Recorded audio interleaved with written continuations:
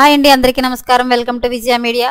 వాహనదారులకు శుభవార్త, హైకోర్టు తీర్పు విడుదల అనే లేటెస్ట్ అప్డేట్ కూడా రావడం జరిగింది. సో దానికి సంబంధించిన పూర్తి వివరం చెప్పడం కోసం నేను ఈ వీడియో చేస్తున్నాను. వీడియోని పూర్తిగా చూడండి, అప్పుడే నేను చెప్పే సమాచారం మీకు బాగా అర్థమవుతుంది.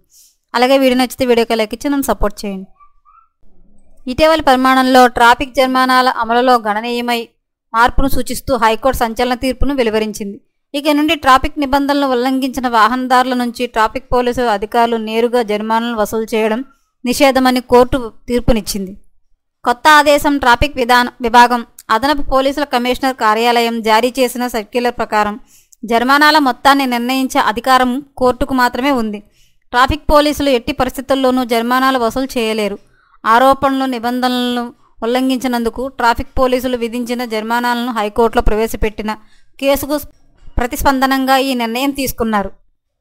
ట్రాఫిక్ నిబంధనల అమల్లోకి పారదర్శకత మరియు జవాబుదారీతనం ఉండేలా కోర్టు అనేక చర్యలు ప్రవేశపెట్టింది. ముఖ్యంగా అన్ని వాహనాల తనిఖీ కార్యకలాపాలు ఇప్పుడు తప్పనిసరిగా వీడియో చేయబడాలి. అదనంగా ఒక వ్యక్తి పోలీస్ అధికారిపై దాడి చేసిన సందర్భాల్లో ఆ వ్యక్తిని నిర్బంధించాలని కోర్టు ఆదేశించింది.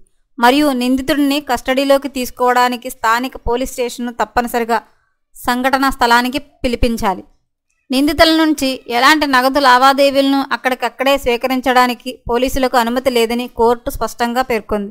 బదులుగా చట్టపరమైన విధానాలకు ఖచ్చితంగా కట్టుబడి ఉండాలని నొక్కి చెప్పి ఒక చలానా జారీ చేయాలి. హైకోర్టు తీసుకున్న ఈ మైలురాయి నిర్ణయం ప్రశంసలను అందుకుంది.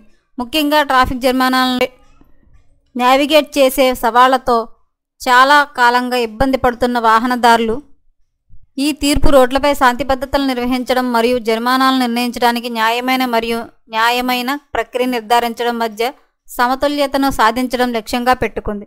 చట్టపరమైన పెట్రోల్ కాల్పై న్యాయస్థానం నొక్కి చెప్పడం మరియు న్యాయ వ్యవస్థను శక్తివంతం చేయడం ద్వారా ఏకపక్ష జరిమానాలను నిరోధించడంలో దాని నిబద్ధత వాహనదారులకు స్వాగతించదని మార్పు.